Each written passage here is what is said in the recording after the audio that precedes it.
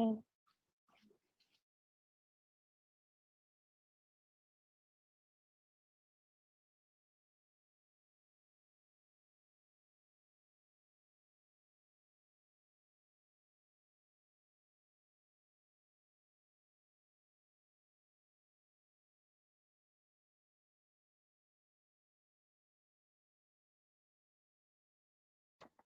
For item 7, it will only talk about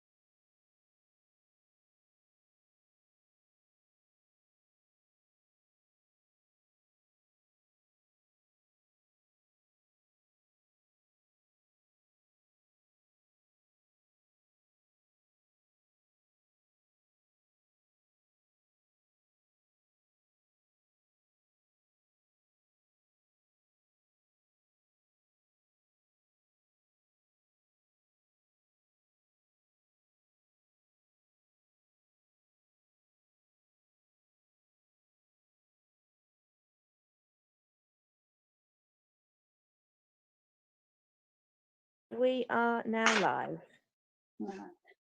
Good morning, everybody, and welcome, councillors, to this live streamed meeting of the Growth Scrutiny Committee at Bolsover District Council. This is a public meeting being streamed live to YouTube and via the council's website. Can everybody hear all right? Because I've got an echo at this end. There is a bit of an echo, Jen. I think that might have been me, Chair. Apologies for that. No problem whatsoever. Yeah, I thought silly carrying on if nobody could hear. If for any reason the public can no longer hear or see the meeting over the live stream, we will adjourn the meeting until the connection has been re-established. This meeting is also being recorded. Can the facilitator confirm who is in remote attendance at this meeting? Over to you, Donna. Thank you, Chair. So I'll just invite each member to turn their microphone on, just to confirm their name and they can hear and see the meeting, okay? Thank you. So we've heard from yourself, Councillor Wilson. Yes. Councillor Tricia Clough. Good morning, everyone. Councillor Tricia Clough, Vice Chair of Growth Scrutiny and also Old Hucknall Ward Councillor. Thank you. Thank you. Councillor Tom Kirkham. Councillor Tom Kirkham, Old Hucknall Ward. Thank you. Councillor Tom Munro. Councillor Tom Munro, Whitwell Ward. Thank you. Councillor Derek Adams. Councillor Derek Adams, Bolsover South Ward, can see and hear everything. Thank you. Councillor Graham Parkin. Councillor Graham Parkin, representing South Normanton. Thank you. Councillor Peter Roberts. Councillor Peter Roberts, representing Whitwell. Councillor James Watson. Councillor James Watson, Pinkston Ward. Thank you. And Councillor David Dixon. And Councillor David Dixon, Balbour Ward.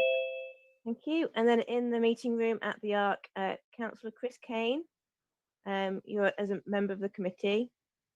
Can you hear everything okay? Thank you, Councillor Kane. And then also in the meeting room, there are 3 of the portfolio holders attending as guests. So there's Councillor Liz Smith, Councillor Mary Dooley, and Councillor Sandra Peake. If you want to just confirm, just say good morning or say that you can confirm that you can hear everything, that will be okay.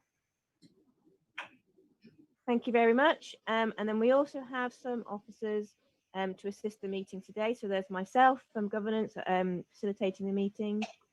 Joe Wilson, who's the Scrutiny Elections Officer, Alison Bluff, who's the Governance Officer to minute the meeting, Catherine Drury, the Information Engagement and Performance Manager, Ian Barber, who is the Head of Property Services, Chris Ridlington, Assistant Director, Development and Planning. If I miss anybody, I apologise. I think that's all everybody we have on the meeting today.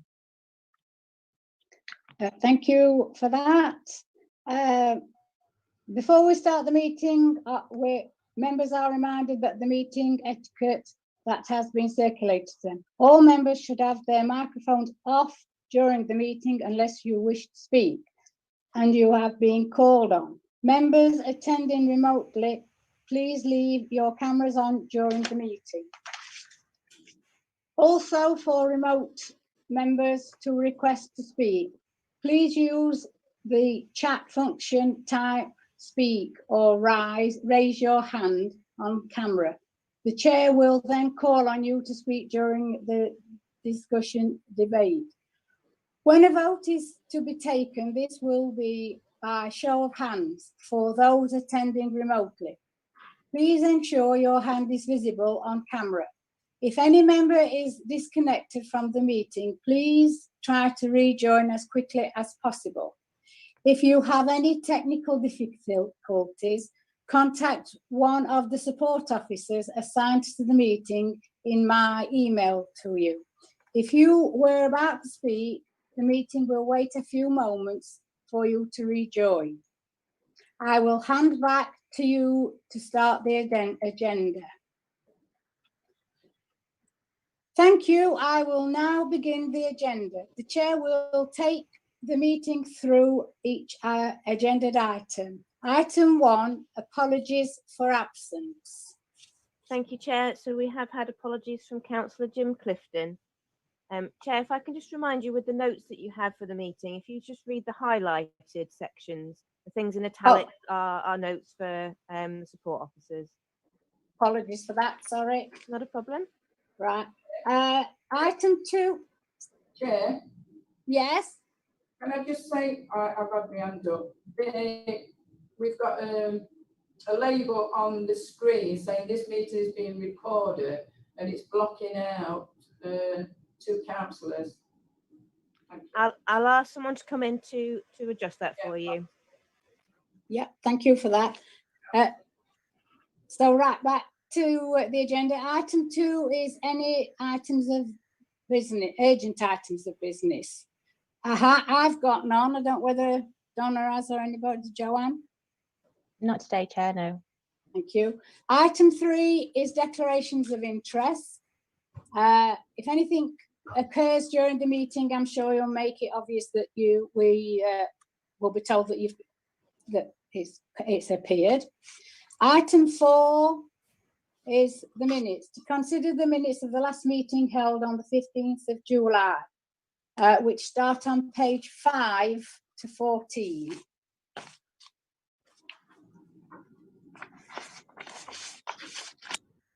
Chair, Councillor James Watson would wish to speak. Right. Would you like to come in, please, Councillor Watson? Thank you, Councillor Wilson. Councillor James Watson, Peterson Ward.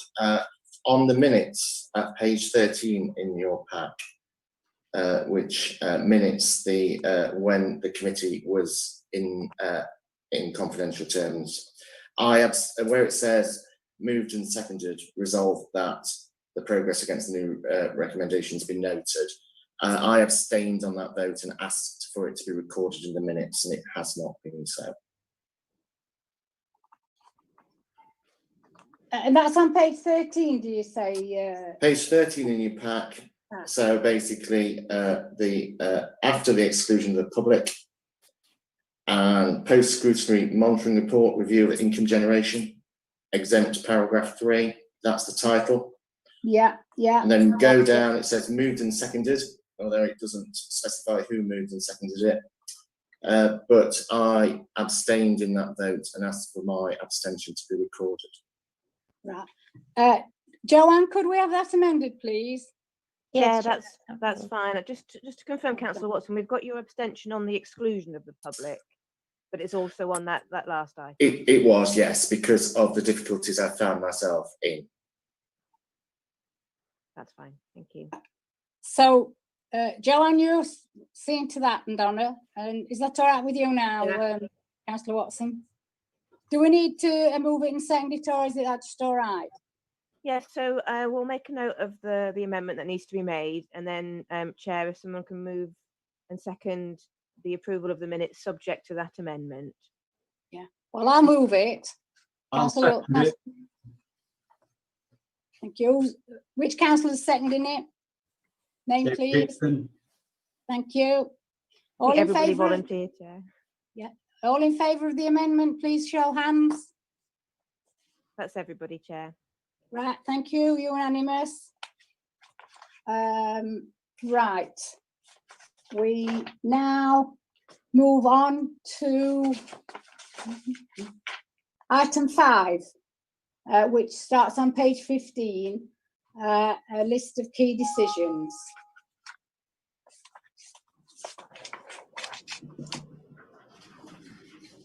Page 14 and 15. And then we turn over and we start on page 3 and then 4. Has anybody got any comments on pages 4? Page 5? Chair. Sorry, Councillor Tricia Clough raised her hand. Had his hand up. Right, well, it's not come through on my screen, but yes. Sorry, Chair. We've got Councillor Clough and Councillor James Watson have raised their hand. Right. Can we bring Councillor Clough in first then, please? Thank you, Chair. Councillor Clough, Old Hucknall Ward. On section 2, where it says the provision of positive input ventilation systems. It says to seek approval as and when required. I just wondered if we knew what are the determining factors for that. And on the second page, purchase of facilities module for the existing Idocs uniform EDMS system. Please, can somebody explain to me what Idocs uniform EDMS systems are? Thank you. Chair, would you like me to take this one? Yes, please, that would be very welcome. Thank you. The first report relating to positive pressure units, that's an existing system we fit to properties suffering from condensation or mould. So there was a previous procured contractor, and this report is about coming back to say we'd like to, we've done the exercise again, and we'd like approval from exec to appoint that contractor. So that's the first one. The second one, Idocs is a document system that's utilised currently by a number of departments within the council, environmental health, planning, and the commercial team already use it. We have our asset data is currently on a system called CodeMan, but CodeMan is being done away with because of the open housing project down in the housing department, and we need a new system to put our asset data in, and we've taken the decision to put it in a system that links in with the existing commercial team because of the links between them. So that report is about asking for approval to purchase consultancy hours to transfer that system across and get it up and running. Thanks, Chair.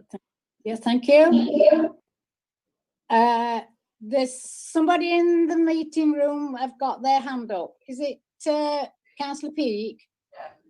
Would you like to come in, please? Yeah, just to say that the ventilation system is working really well, and it deals with a lot of condensation. It's fitted into the roof and it blows the air out, and it is really a good system to have in place. Thank you. Thank you. Chair, Councillor Watson was next. Right, Councillor Watson, would you like to come in, please? Thank you, Councillor Wilson, James Watson, Pinkston. Again, and to some extent, as has been proven by the evidence just given, I question why these decisions are in exempt. The exempt nature of it, you know, there is a two-stage test for whether items go into exempt. One that seems to be concentrated on by this authority, but the second one is that it must be in the public interest not to reveal. And as clearly has been evidenced from, from the officer there and from Councillor Peake, things are discussed. Yet that item which they've discussed, is supposed to be fully exempt. Why various decisions here which go to the executive are exempt, I question and can't work out, because they are, things that are in the public interest. And again, I question this, the point from the Scrutiny Elections Officer is that we want to delve into this any further than we have to go in exempt. But my point, my concern about this authority is that too much information is just put into exempt without proper consideration of the second step of this test. And that list that I've got here, for instance, the sale of the land at Shirebrook and the establishment of an economic loan fund, I struggle to see what is the exempt nature of those decisions, which are then going to go to executive. After all, this is a scrutiny committee. That's my point. Thank you. Sandra? Yeah, if it's involving finances, it just goes to executive and they will make a decision. If they feel that we don't want it or we need it, and then when it's gone to executive, anybody can call that in if they've got a problem with it. But it is to do with finance as well. But what has this authority got to hide? These are general things, particularly about the establishment of an economic loan fund. What what considerations need for that to be considered in, in exempt, and how does it satisfy the second state? Chair, if I may, I don't think this is necessarily a conversation to be had today at this meeting. The list of key decisions is to give notice where it is intended to put things in exempt session, with the opportunity for public and also for members to make representations about why they think it shouldn't be. And that's by contacting the monitoring officer. So at the point when the agenda is published, officers make an assessment as to whether they think it should be an exempt session, and then it is down to the members of that meeting, which is executive, to then vote on that. So if you've got some issues with the item as to whether they should be an exempt, I would suggest you raise them with the monitoring officer, and that will be reviewed in advance of the agenda going out for that meeting. If you've got specific queries about the reports themselves, then you can go to the contact officer or the portfolio holder. Okay, thank you. Yeah, thank you. Chair, Councillor Peake just wants to come back as well. It's a procedure what the council has to go through, like any organisation, and I'm sure where you work, Councillor Watson, there's things what are discussed at the top of the ladder, and then it eventually comes down, and it's the same with any organisation. There's nothing to hide whatsoever. This authority is open. Yeah. Thank you, Chair. Thank you. Donna, where have we got to now? Are you on page? I don't think there's any other request to ask questions about the key decisions list, Chair, so I would suggest maybe noting it and moving on to the next item. Right. Thank you very much. I'd like to note it that key decisions have been looked at and move on to the next item, please, which is on page 24, is it? No, jump there. 23. Is that correct? Yes, Chair. Thank you.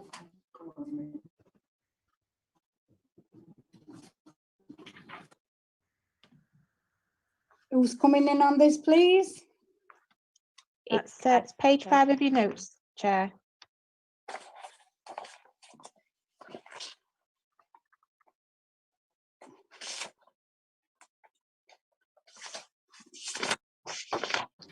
Right, thank you for that. Joanne had gone further forward. Right, where are we there then on page 5? Anybody, anything Just else at the to top, speak Chair. Starting right at the beginning, are we? Yeah. Have I got to read this out, or are we all reading it individually? It's the top, Chair, item 6 of the highlighted element. On page 5? Page 5 of your script. The committee, they're starting there, corporate plan targets, performance update, or right at the very top? Yes, right at the top there. Committee considered the list of key decisions and items to be considered in Chair, private. I think you might be looking at your agenda pack rather than your notes. Just to move on to this item, Chair, if I suggest that it's the Information Engagement and Performance Manager presenting item 6. So if we ask Kath to present the report, Chair, and then if you look at your notes, which has the yellow highlighting in, that's what we're referring to. If I can suggest we hand over to Kath to present the report. Yeah, sorry about that. Yeah, Kath, would you like to come in, please? Yes, that's absolutely fine. Thanks, Chair. Thank So this is the council targets to deliver the ambition, the new council ambition for 2024. So this is a Q1 report covering the targets that sit under our economy aim for the period April to June. So as you can see in the covering report, there are 10 targets that sit under this aim. 7 of those targets have been marked up as on track, and 3 targets have been affected by COVID. And I'll touch on those as I go through the appendix that comes with this report. Members will also recall now that you're actually going to be receiving service indicator information that's relevant to this aim too. And you can see on the recovering report, there's 5 indicators in total, service indicators, and all 5 have returned a positive outturn. So if I just talk members through the appendix, just to give a bit more information on the specific targets, and then give you an opportunity to come to ask questions at the end of the appendix. So you can see the first one, Eco 01, target 1, that's been affected by COVID. That's delivering a business growth strategy by March 21. Obviously, you can see from the update there's a very good detailed update because of the COVID pandemic, COVID, I'll just stick with COVID. Economic development have concentrated on assisting businesses affected by obviously the government closure. So as members are aware, it's been an extremely busy time for economic development, and they've obviously been pulled in various directions trying to support local businesses with discretionary funds and advice. So I'm not sure whether the business growth strategy will slip, the timetable will slip. It's got until March 2021, so there is still quite a bit of time. But obviously during this Q1 period, all activity has been on supporting businesses with the COVID measures and the closures. So that's obviously reflected in that update. Target 2, this target has been brought back in under the new council ambition. We used to have it previously under the old corporate plan. Not particularly unsurprising that for the first quarter, business growth has actually reduced, which goes against the trend for Bolsover. Members will be aware that previously we reported strong business growth for quite a few years, but it's probably with the COVID once again that it's been impacted upon. We've left it on track because it's got until March 23 to achieve a 2 million growth. So it's obviously the first quarter in a 3-year period. So it's one we'll keep a watching brief on. But I have noted in the update what the outturn was for last year, because we didn't report on that formally. And you can see then that was an increase of just under £3 million. So obviously strong performance for the last financial year. Target 3 is working with partners to bring forward employment and development opportunities at Colite and Clown Village strategic sites. Once again, it's quite a long-term target at 2023. As not surprisingly, this has also been affected by COVID. Obviously, working with partners during this period is quite a tricky situation because of the restrictions in place with COVID. And obviously, the priority has been on providing support and assistance to businesses during this time. So as things calm down a little bit, then obviously this regular work will start to be picked up again. Target number 4 is the housing strategy by January 21, and I think Carl Haps has been to your committee and brought a timetable, so members hopefully be aware what's happening with this. Slight slippage from the timetable from January to early February for the strategy, but once again that's progressing through, so there should be no major issues there. Target 5 is the housing target, and you can see the outturn for the last financial year is 439 dwellings, so that exceeds the local plan target of 272. So that's a good outturn there. Target 6 is working with partners to deliver affordable homes, and the outturn for the last financial year was 28 units against a target of 20. So that's a good outturn there. We haven't got the, obviously this is an annual update, so the officer normally gives us an indication of the activities each quarter, and then we get the formal figure at the end of the financial year. So we'll report that through as usual. Target 7 is all to do with the new council homes building programme that's running through till March 24. So obviously we're just starting this new programme, and you can see from the update, Bolsover Homes is procured and the funding's been agreed at full council. So members will be aware of the activity, and obviously now this programme's going to start to get going. Target 10 is the visitor economy one, and unsurprisingly this has been dramatically affected by COVID. Obviously the visitor economy has been more or less completely shut down during this quarter, so there's not been much activity on there, and I think this whole thing will need to be revisited in the light of COVID and the impact on the tourism industry, and I'm sure that will be reflected in the revised draft strategy. So you can see once again quite a detailed update on that target. Moving on to the other aim that's got some growth targets as well. So environment target number 7 is the new empty property strategy by January 21, and you can see from the update that timetable has been brought to this committee, so hopefully members are aware of the timings for this strategy. As noted in the update, it's slipped from January to February, but the officers are still on course to have this strategy approved by February 21. Target 08 is bringing back empty properties into use. So the target, as members can recall, has been reduced to 5 from 10 previously due to difficulties in attaining that target. This quarter, 1 empty property has been brought back into use, providing 2 units of affordable accommodation. We've left it on track for now because the target is 5, and they've obviously got until the end of the financial year to achieve that. We'll take a view again at the 6-month outturn. And once again, you can see from the update that the activity that's taking place within the district and the empty property officer is continuing to work in partnership with plan enforcement and environmental health to take enforcement action against problematical properties in the district. So quite a good update there from the officer, giving a flavour of what's happening under that target. So that's the targets for the council ambition. And then the last page of the report covers the service indicators, and it's just planning indicators that we've got so far that's relevant to this committee. And you can see that all 4 planning indicators have all outturned very positive results there. So that's a good set of indicators. Just to remind members that at the moment, all heads of service are undertaking service plans.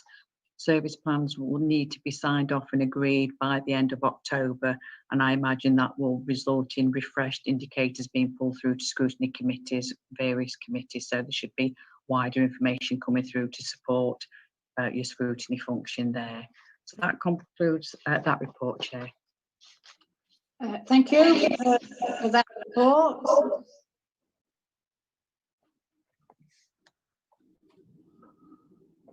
Sorry, thank you for that report.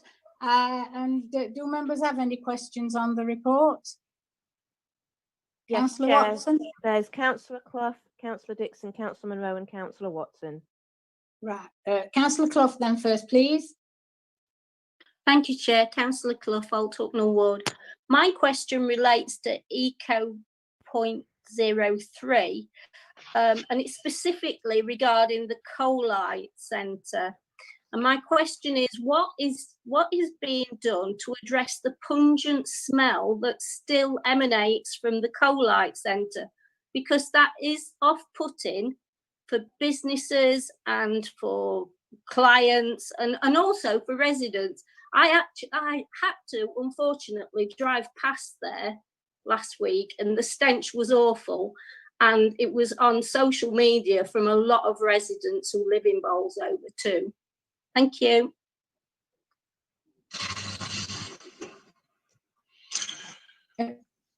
Chris, yes, come in, Chris. Thank you, Chair. Coalite's an ongoing issue because you're quite right, Councillor Clough. The smell that emanates from that site is off-putting for investors, and it's probably holding back delivery of that site. That's certainly the feedback we get from some of our partners and other people we talk to. What we are advised of is that the smell from it is not a public health issue, so the odour is not toxic or dangerous to health. Well, I wasn't aware that we had such a big problem over the last week. It often comes with the rain. Heavy rain seems to lift up the smell again. So I'll pick that up with Lucy Withers and the environmental health team, because it is supposed to be under control with various mitigation measures. But I don't know if it was related to the rain, but I often find that's when it smells most. But with your comments, I wasn't aware that it was that bad last week. And I'll pick that up with Lucy Withers and environmental health to see where we are with that. Thank you, Chair. Thank you, Chris. Yes, that would have fitted in with it. It was a rainy time. Are there any more questions? Yes, Chair. So there's Councillor Monroe, Councillor Dixon and Councillor Watson. Thank you. Councillor Monroe, Ward, I take it I'm all right to speak. Just yes, on Eco, can I make 1 or 2 observations, please, Chair? On yes, Eco 1, can I just note, I hope other board members will share this sentiment.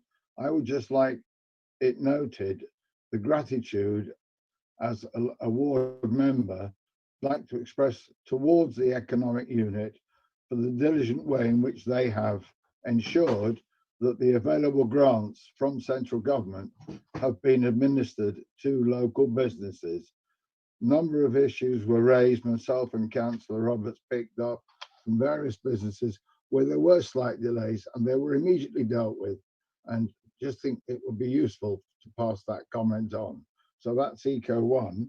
On the I've lost the number now, sorry, on the tourism one, which is Eco 10, just as a matter of report, as a trustee for Cresswell Heritage Trust, yes, it has been an extremely challenging time. However, quite a few of the visitor attractions, notwithstanding the overnight news, which I suspect is going to have a detrimental impact on visitor attractions,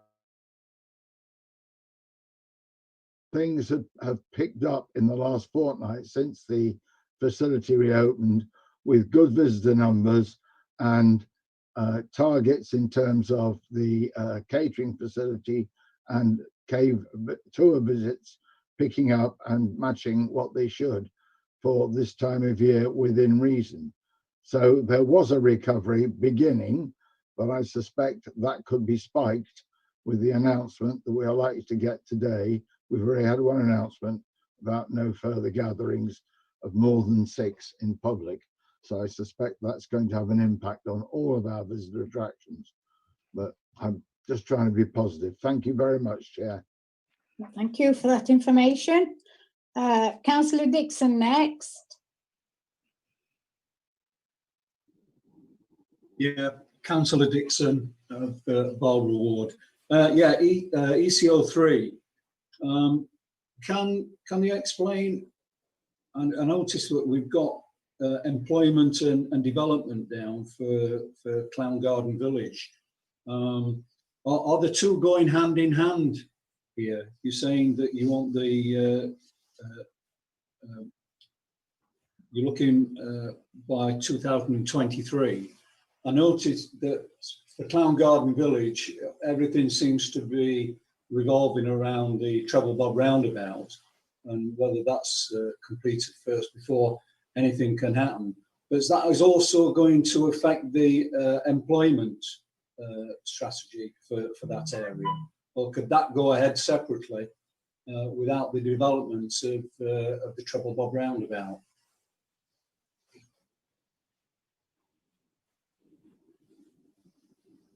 Is anybody picking that up, Joanne? Yes, Chris can answer. Thank you. Chris, would you like to come in, please? Yeah, thank you, Chair. I think that particular target, it would have been my preference that we chose to focus on all 5, 6 strategic sites in the local plan. But Clown Garden Village and Colai have been chosen in particular because of their contribution to employment land. Now, without trying to be technical about all the reports and the plan making, Colai is an addition to the employment land that we need in this district over the planned period. So in theory, you could substitute Colai and deliver Colai and not worry too much that there's a deficit if Clown Garden Village doesn't come forward. And that's from a straightforward plan making perspective. If we got both, then obviously the advantage to the economy would be great. But going back to your planning question, which was, could the commercial development at Clown Garden Village come forward before Treble Bob? The highway improvements, the roundabout, I think most people familiar with it people might not know what Treble Bob is.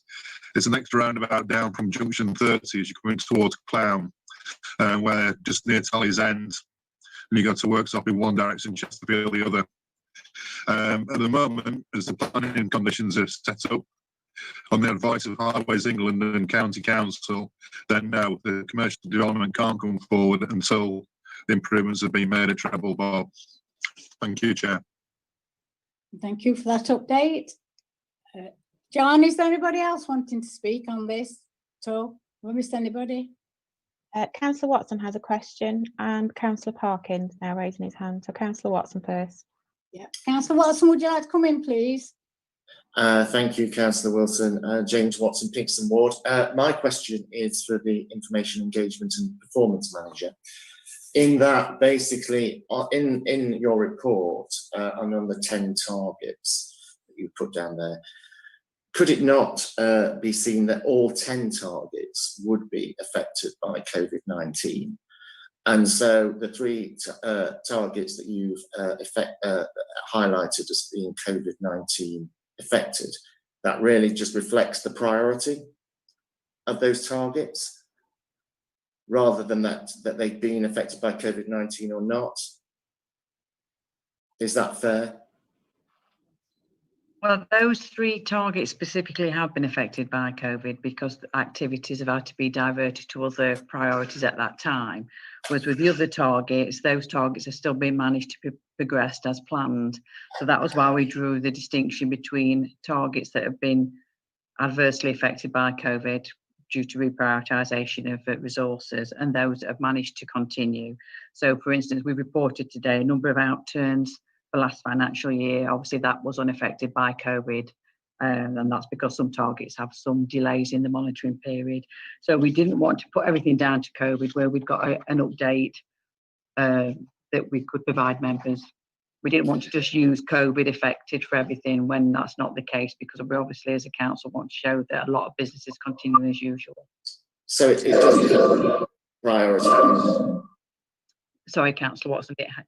So it does reflect priority then, because Echo 06 is third-party dependency, which is on track because that's working with partners. But the other third-party dependencies, Echo 03 and Echo 10, they've been categorised as COVID-19 affected. Yet they're all 3 are third-party dependent, and so therefore it would seem to me that that reflects what the authority has prioritised. So it's prioritised, for instance, working with partners to deliver an average 20 units of affordable homes each year over and above the others. Is that unfair? Echo 06, we've given an outturn for the last financial year because of the reporting lag. So we always report on the number of affordable properties. We do the big count up at the end. So we have given a positive outturn for that, which is why we left it on track. Okay. Whereas so it's historically current. Well, it depends how the targets are monitored, doesn't it? I think the important thing is that obviously performance management is fluid, isn't it? It's about managing resources and reporting progress against your targets. We try and make an assessment based on the updates that we've had from the officers as to whether we feel that it's largely on track and progressing as intended, or whether it's been adversely affected by the COVID. And obviously some targets, not so much for this committee, but in other committees where we've got operational delivery. So for instance, environmental health, obviously a lot of their activities have been disrupted by COVID because they have been pulled off to do other things required by government regulation.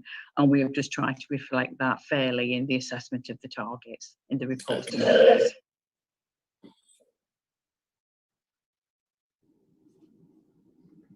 Hello, are we still all here? I believe Councillor Parkin had a question, Chair. Councillor Parkin, would you like to come in? It's not so much a question and more of a comment. It's just backing up what Tom Munro said earlier about the situation that's been announced today. Despite all the good work that's been shown to be, that's been done on this report, because I think they've done well to keep things on track. We're in a situation now with this pandemic where we take one step forward and then we take 2 steps back because people can't obey rules. So it's just a comment to back up what Tom Munro said earlier in his speech. Okay, thank you. Thank you for that, Councillor, and I am in full agreement with you there. We do seem to be going backwards as well as trying to go forwards. Right, John, is there anybody else wanting to speak at the moment? Let's see anybody. Oh, Councillor Munro, Chair. Would you like to come in, Councillor Munro, please? You're on mute, Councillor Munro. It didn't come up. Oh, can you hear me now? Yes. Right, we've got to the stage, hopefully, where on page 24, I can move the recommendation that the outturns against council ambition, oh, I'm sorry, for all the looking, it's at 6.1. I'll move the recommendation that outturns against the council ambition 2024 targets and relevant service indicators be noted. Move. And Councillor Wilson will second that. Do we have a show of hands for a vote, Joanne? Yeah, Could we all, that's all in favour, Chair. oh, lovely. Thank you for that. Unanimous. Right. And we now move to page 30, item 7. Am I right, or have you got some more, Kath? That's correct, Chair. Thank you.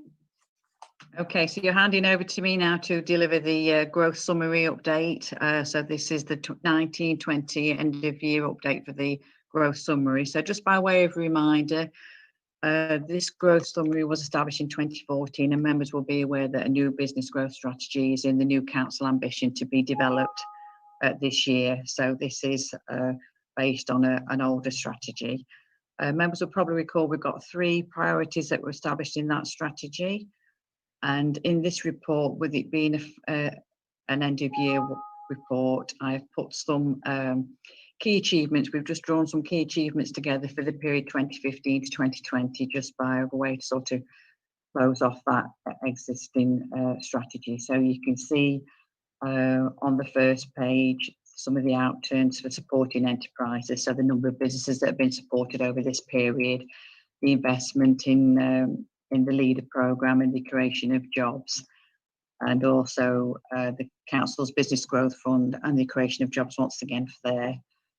And as I noted in the other report, the significant increase in the gross business rates during this period of over £6.5 million. So that's obviously a very good figure. Regarding housing growth, you can see there 1,593 residential properties have been built over this period. Over 100 council properties have been built as well. And as members are aware, we've now got a new building programme that's been approved. Local plans obviously been adopted during this period as well. Some more outturns there. And then on the unlocking capacity of major employment sites, you can see there references to Sports Direct that significantly expanded during this period. Markham Vale site, obviously the former Sherwood Lodge site, Bolsover developed with Morrison's opening their doors prior to Christmas 2019. So just to give a flavour of some of the key achievements in the last strategy. I know members would had a couple of questions before this meeting regarding Dragonfly and larger commercial sites. So I think it's probably better if I run through this report, and then if that information, the other officers present can obviously touch upon those aspects. But I think the information has already been provided to committee about the larger sites that are being developed. So hopefully you've had that information as well. And then the rest of this report is in a similar format to what you've seen previously. So this is the range of indicators that we've had, and some of it I've already touched upon in the first report. So you can see from the indicators that all the planning indicators are very positive. So income levels have been exceeded, processing times have been exceeded. So obviously planning are delivering a good level of service there. We've got no outturn figures so far for number 7 and 8, and that's purely because site visits cannot be done due to COVID. So once we have that information from the relevant team, we'll pull that through in a future report. On the next page, we've got the outturn figure for residential properties. We're still reporting new homes bonus. It used to be a corporate plan target. It is no longer. The payments received for new homes is significantly reduced. So it's no longer a significant income stream that's coming in, but we're still putting it on this report. So you've got some idea of additional monies that have been being generated through building new homes. Then we've got the affordable units and bringing back empty properties, which are on there as well. And as I've said before, we used to have a target of 10 empty properties, and that's been reduced to 5 under the council ambition because we was not achieving the 10 empty properties target on a regular basis. So that's been reviewed. Business rates, you can see the collection of business rates for the last financial year was very good. Business growth was very good as well for last financial year, and I expect that going forward there may be some dips in that in the first 6 months of this year until recovery can start to pick up. We've not got the latest figures for NNDR arrears, but at Q3 it was 61.5%, and we'll pull through the Q4 outturn as soon as that information is made available. Then you can see there we've got the incomes council income from our sites. So number 17 is just below profit there, so not a major difference.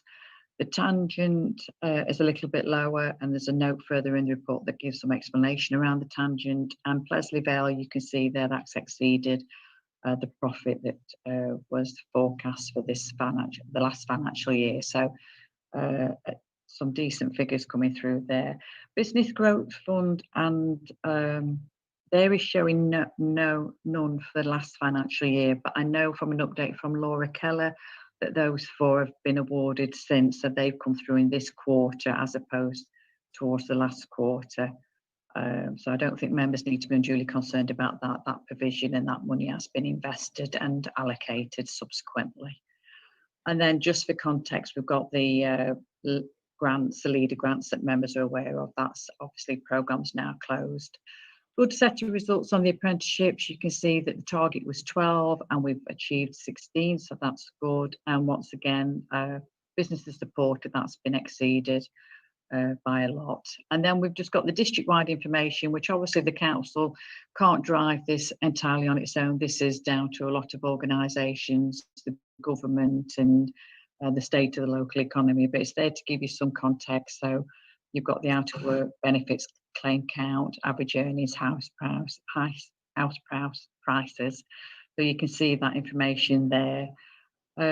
Properties, empty properties, there's the exception note there, and we've recognised that that target was too difficult to achieve, so that's been revised downwards, and hopefully that will start to come through. Once again, there's activity taking place with Action Housing, which is the council strategic partner, and the empty property officer continues to be proactive in working with developers and owners of empty properties to get them on board, and obviously using the enforcement route when required with environmental health. Then you can see the lettings information. So the big variance at both has been rent. So tenants left at the old Bolsover depot at the end of January. So obviously that meant a loss of rental income for the council. But we've now got leases guaranteed at Clown, which is a 3-year lease, and you can see the amount of money that's going to generate in rent, and also a 30-year lease has been agreed for the old contact centre at Shirebrook. And once again, you can see the rental income there at £7,000. So obviously they're quite significant sums of money that will be coming through. And then at the tangent, once again, that's down to budget variance, so not as much rent as come in as expected. As you can see from the note, a few tenancies were lost during the year, mainly due to tenants moving to larger premises or opting to buy their own rather than renting. As you can see from the note as well, inquiries for industrial and office space at the tangent and Plesley Vale have significantly increased since the lockdown. That's obviously positive, and several new tenancies have been secured. 2 are at the tangent and 1 of the new industrial units at tangent as well. So that looks as though that's recovered from the outturn for the last financial year. And then you can see from the graph, so the out of work benefits claimant count, this is not going to be a surprise to anybody. You can see that March, April and May is showing that the amount of people claiming out of work benefits has increased, and that's obviously increased for Bolsover, the East Midlands and Great Britain. And that obviously coincides with the start of the COVID pandemic. So that's that graph. Earnings, this is still the latest information that we've got. So really we need to see 2020 figures, and that's not been produced yet. So once that's available from the Office of National Statistics, we'll pull that through. House prices, you can see that they're being maintained at both Bolsover level, England and East Midlands. So house sales tend to be keeping there at the moment, so there doesn't seem to be any dips in house prices. So whether people are choosing to move up or move down depending on how COVID's affected them during this last couple of months.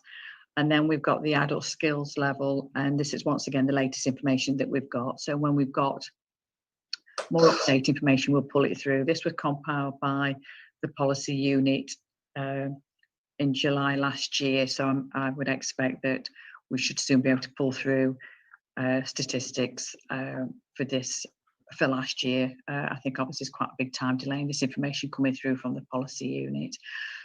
So that's the report, Chair. Thank you, Councillor, for that. Has anybody got any pointers or questions they'd like to ask? Yeah, there's Councillor Tom Kirkham, Councillor James Watson and Councillor Peter Roberts. Would Councillor Kirkham like to come in first? Thanks, Chair. Councillor Tom Kirkham, out Hucknall Ward. Just two questions, really. So the first one is, what's the process for the defining of the next strategy? And as it's based on ambitions, do you envisage it being measured in the same way with different targets being broken down? And then the second question is the graph shows a steep increase in people being out of work, and that sort of goes on to the previous presentation we had around strategy. Does that mean that we're going to put the future business and growth strategy at a high priority? I think it's Eco 1, and is that going to include a strategy for bringing more jobs into the area, potentially utilising a lot of the empty office space at Plesley Vale? Sorry for so many points.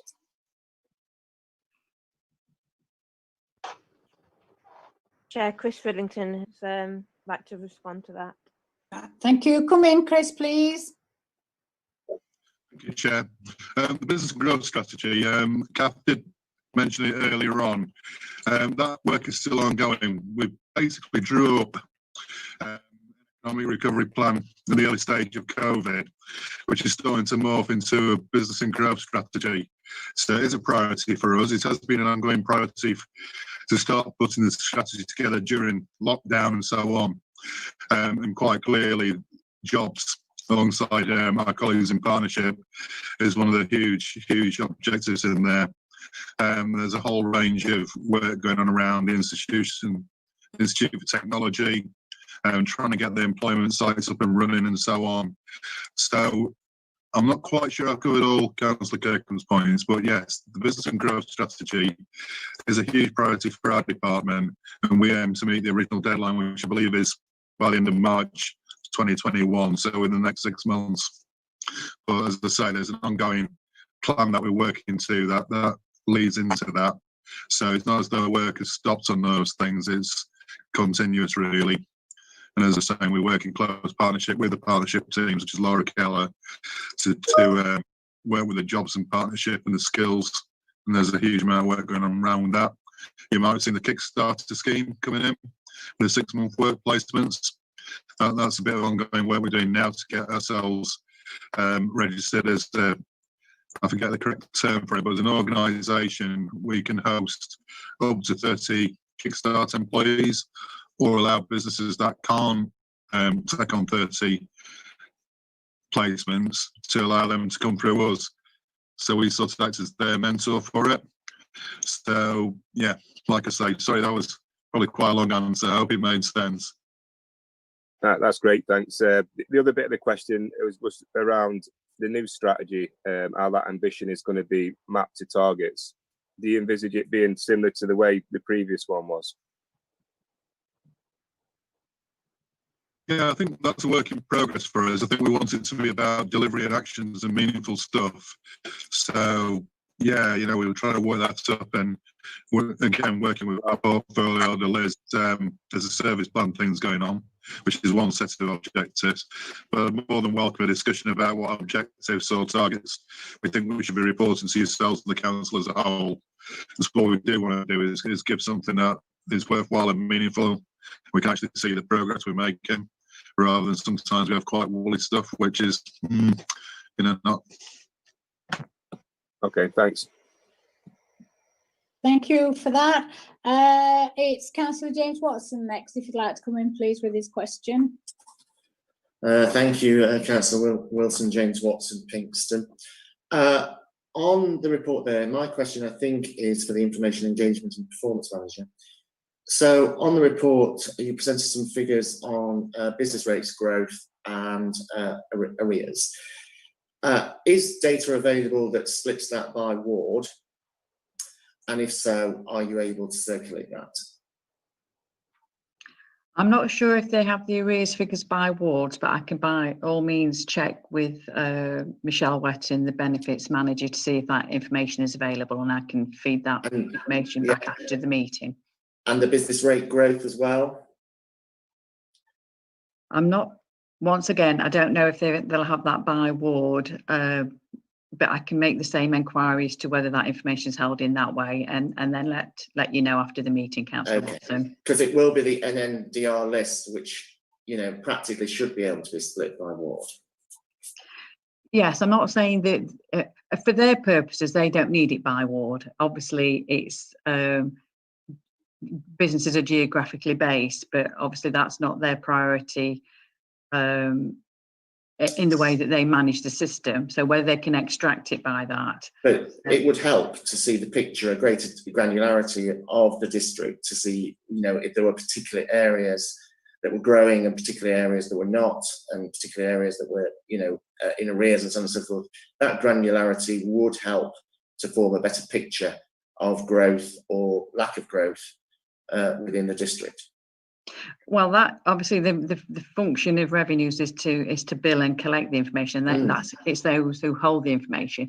If other departments or scrutiny members wish to see information extracted and displayed separately, then obviously as a committee you can make that request. And as you've raised that with me, I can make that request on your behalf. All right, then, thank you. Thank you. Councillor Peter Roberts next, please. Oh yeah, Councillor Peter Roberts, Whitwell Ward. Chris kindly sent me the white paper on the new planning that the government's bringing in. There are a lot of, I've only got to page 63, there are a lot of deadlines to be met in it. Can I just ask, and if you don't meet these deadlines, you've got to return funds that you've taken on planning fees and various other things. Can I ask if these targets we've got down here will match the new white paper? And if not, how much will it cost us? Okay. Chair, Chris Frillington would like to come back in to answer that again. Go ahead, Chris. Thank you. White paper is still a consultation document, so we're not entirely sure what the new form of targets and what the new performance target is going to look like. So for the time being, the targets that we've got in front of us on the 8-week deadlines on the certain measures and appeals will stay relevant for the foreseeable future. Obviously, that will have to change as the white paper progresses and then moves into planning acts and moves into law. I think the main concern for us as a council at the minute is the prospect of having to do the local plan again. So if as drafted, the white paper goes through, we'll have just under 4 years to put together a new local plan based on the growth, regeneration, protect sort of scenarios. I'm not 100% sure the cost of the last plan, but it can be anywhere between 600 to £600,000, that is, to £1.5 million to put a local plan together. So there are real concerns for us from a plan making point of view, having just adopted a plan recently, of course. But from a sort of planning application point of view and enforcement side, at this stage, it's too early to tell us quite what impact that will have on the service.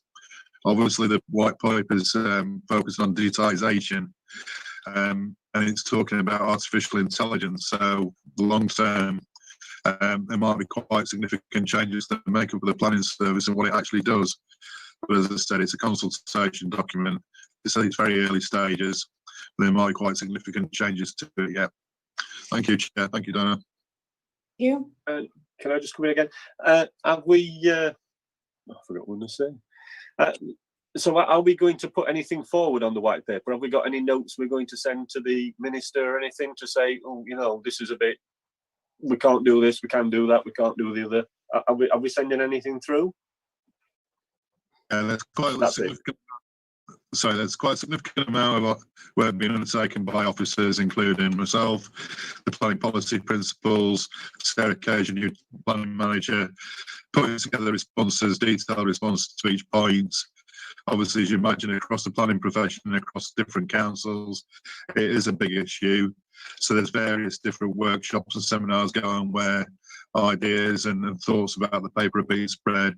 I think the intention is to, and Donna might be able to confirm this, after full council, after the formal session, I believe that we're scheduled to do an update to full council with such a bit of a briefing note on the white paper, and I'd like a response to it. And then perhaps again some more detailed notes through on the back of that as we report to council and then back onto planning committee. Thank you. Thank you, Chris, for that.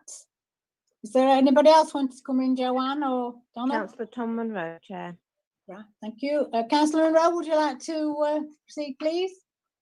Just to confirm, having seen the agenda of the full council meeting next Wednesday, the final item on the agenda following my final closing remarks is a presentation by Chris himself on the implications of the white paper to date and their impact on the work of the council. So that will be a chance for all members to have the latest picture as far as we can give it.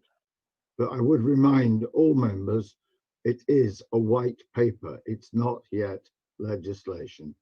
And as Chris has quite rightly said, a lot of work is going on to prepare our response in consultation with other councils and other professional planning bodies. Thank you, Chair. Thank you, Councillor Munro. Chair, Councillor Smith's been trying to come in for the last 4 speakers. Thank you. Apologies. Yeah, Councillor Smith, would you like to come in? Now, I wanted to make a comment on Tom Kirkham's point earlier about what's going to happen about this plan. We're very keen as an executive, and I'm personally very keen that those targets should be very clearly set out so that they can be very clearly monitored. The Assistant Director and I have already discussed this, so just to reassure you that they will be very clear, they will be very easily monitored, and of course come to scrutiny for your perusal. Thank you. Right, Joanne, shall we now? Well, is it all right to now move on to agenda item 8? There were just 2 elements additional, Chair. If you remember, there were some questions posed at pre-meet. So we do have a couple of other bits of information that was circulated to members, and we've got Chris and Ian available to just talk about queries around development of larger units to allow businesses to expand. And there were also some questions in relation to Dragonfly, if you wanted to just cover those 2 elements. Yeah, that's fine. Whichever of them wants to come in first, I'm quite happy with. Thank you, Chair. I'll start. Yeah, the larger units. We're actively searching for land. You might have seen recently, Executive, there was a request to purchase land off Portland Drive. And that is the difficulty that we have as a council at the minute, is trying to find the land for the buildings. So that goes on. We actively look for land. My colleague and Barbara will be coming on next, will be able to confirm that. Also going back to what we said about delivering things like Colite and Mark and Vale and so on. We do keep in touch with the different landowners, Whitwell Colliery as well, to see if there's any opportunities to work on their lands, bring forward their developments as well in partnership. So it's an ongoing objective of ours to get land. It's obviously competitive, and as soon as we get the opportunity to do so, we take it. And from there on in, we're looking for tangent 3, looking for perhaps larger units, or the opposite side of the spectrum, looking for smaller units. I know something this is council. I think Councillor Kirkham's mentioned before, somewhere where businesses and incubator units, small businesses can grow, whether it's from working out of the garages with a new unit or working from a small unit into something a little bit larger. And that's something that the district doesn't have. We've got Pleasant Vale, which we can promote and use, but we haven't got any sort of modern buildings that sort of size and scale. So those are the things that we're actively doing, actively looking for land and actively looking for opportunities. Thank you, Chair. Thank you. Ian, do you want to come in? Thank you, Chair. Yeah, just to reiterate what Chris has just said there, really. What I would ask is that as local members, if you know anybody who has land and may be willing to enter into conversations with us, please let me know. I've had similar conversations with other members and have engaged with landowners to try and fulfil our need for land for both commercial and domestic properties. And in terms of Dragonfly, if there's any specific questions, I'm happy to try and answer them. Thanks, Chair. Thank you. Are there any other questions, Joanne, by anybody? Chair, there's no hands raised at the moment. Right, thank you. So do I thank the officers for their reports at this point? Yeah, and I would like to thank you both very much for a full the information that you've given us on your reports, and say thank you and have a rest of a pleasant day. Chair, there's just a couple of members wishing to come in, Councillor Munro and Councillor James Watson. Right, Councillor Munro then first. I will yield to Councillor Watson because I think he might have a question before I move the recommendation. Right. Well, yes. So Watson. Thank you, Councillor Munro.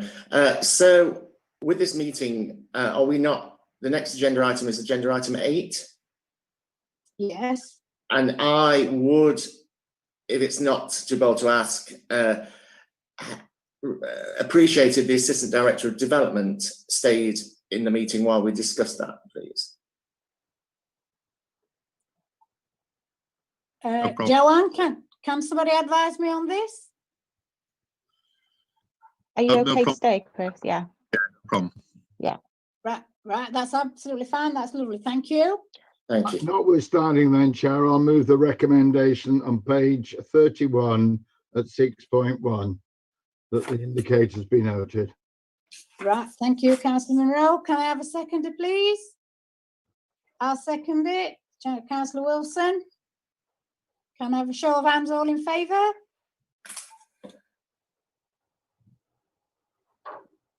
That's unanimous for everybody voting remotely. Councillor Kane, are you voting? Yeah, that's unanimous, Chair. Right, thank you very much for that. So I thank everybody for the reports and all that, and then we'll move on to item 8 on page 43.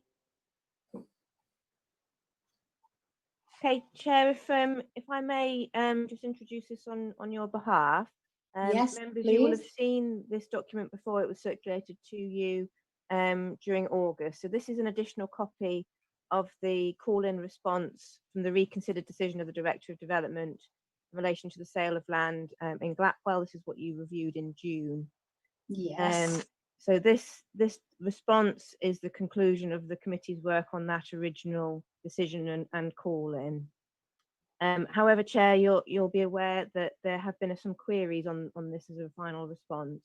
So I understand you're giving the opportunity to members today just to raise those queries, and if members of the committee agree to request additional information or clarification, then that can be taken forward. So Chair, if you want to give members the opportunity to speak then on this item. Right, thank you. Are there anybody wanting to speak on this, please? Have we got any hands? There's Councillor Tom Kirkham, Councillor David Dixon, Councillor Tricia Clough and Councillor James Watson. So I'm just reading that on the order they appear on screen. Right. So you can take them in whichever order you prefer. Right, no, we'll do them as you've said. We'll start with Councillor Tom Kirkham then, please. Thanks, Chair. Councillor Tom Kirkham, Hucknall Ward. It's unfortunate that the officer came to the same decision, but I guess it's not surprising considering it was his work that he was asked to review. But moving on from that, within his statement, he mentions that the area is not open space. Yet the residents forwarded me a press statement from the council yesterday stating that it is open space. So if possible, that would be good to clear up. And there's also mention of consultation from the leader as well. And I just wondered whether that consultation was part of the land sale process or whether it is part of the wider consultation, which was sort of denied originally. And then the final point is there will be some questions asked requests at full council from residents of Glatwell, and one of those is linking the sale of the land to the original planning decision, which the MP has asked for an independent review of. I just like that to be taken into account as well when start this process again with an independent review, and acknowledge that, as already has acknowledged, there is an asset of community value that the community should have the first rights to buy the land at a decent price. Again, sorry, not very succinct points, but I hope it makes sense.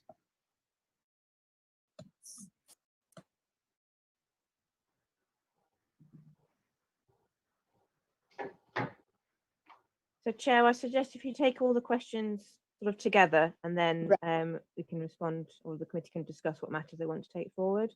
So Yeah, that's fine. Councillor Dixon is next, I think. Yes, I've got that. Correct. Councillor Dixon, would you like to come in, please? Thank you. They talk about the alternative access. Can they explain how they came up with what is regarded as best access? Is that based on cost, or is that based on planning? You know, the roads? Don't know. Could they explain what they mean by best access, please?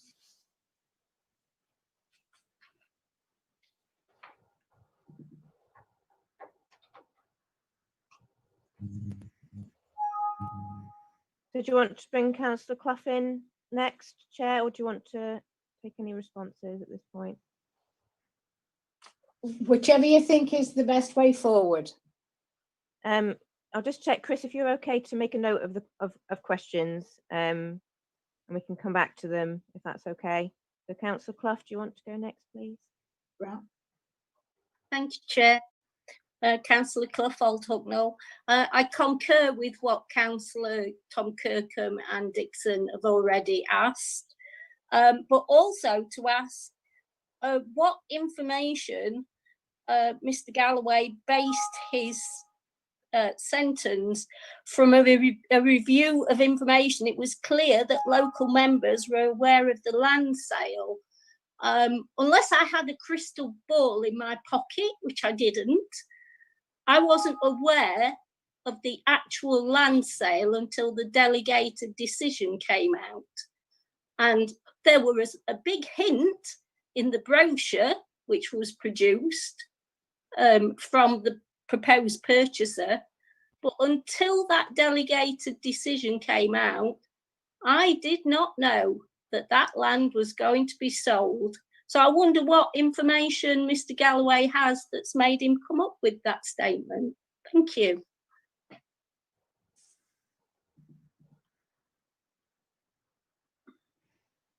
Councillor Watson, please.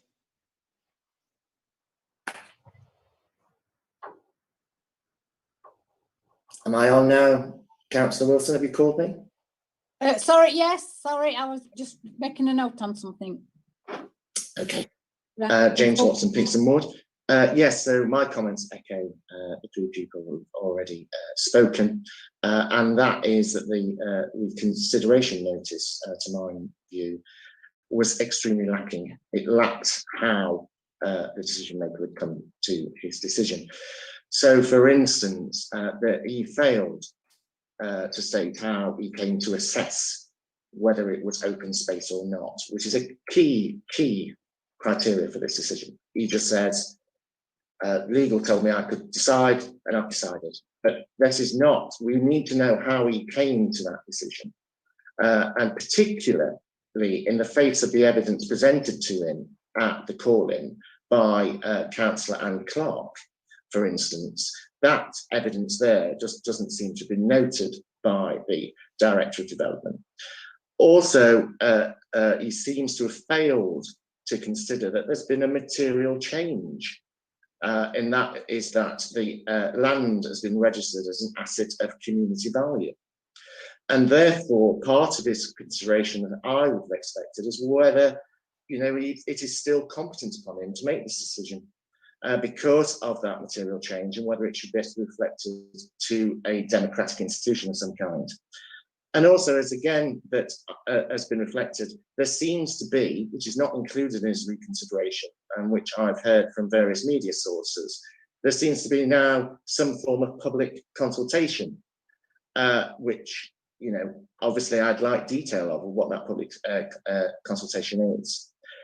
And really, you know, as highlighted by Councillor Kirkham, you know, earlier on, this to me shows how, when you ask one person to reconsider his own decision, you know, the potential problems with that.